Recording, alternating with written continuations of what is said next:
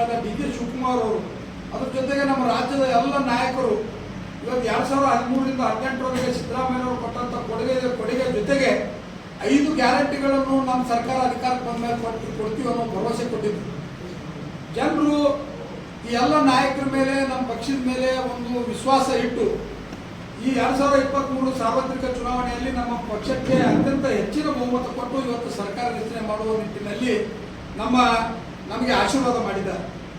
ಸನ್ಮಾನ್ಯ ಸಿದ್ದರಾಮಯ್ಯ ಸಾಹೇಬರು 2ನೇ ಬಾರಿ ಮುಖ್ಯಮಂತ್ರಿಗಳಾಗಿ 2.5 ವರ್ಷ ಗತಿಸಿದ್ರು.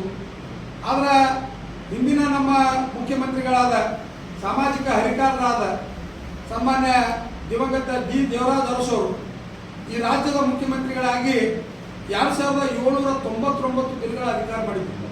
98 ದಿನಗಳ 88 ದಿನಗಳ ಅಧಿಕಾರ ಈ ರಾಜ್ಯಕ್ಕೆ ಸೇವೆ ಸಲ್ಲಿಸಿದ್ದು ತಮಗೆಲ್ಲರಿಗೂ ಗೊತ್ತಿರುವಂಥ ವಿಷಯ. ಸಿದ್ದರಾಮಯ್ಯನವರು ಸಹಿತ ನಾಳೆ 7/1/2026ಕ್ಕೆ ಸಿದ್ದರಾಮಯ್ಯನವರು ಈ ರಾಜ್ಯದ ಮುಖ್ಯಮಂತ್ರಿಗಳಾಗಿ 2799 ದಿನಗಳು ಪೂರೈಸ್ತವ.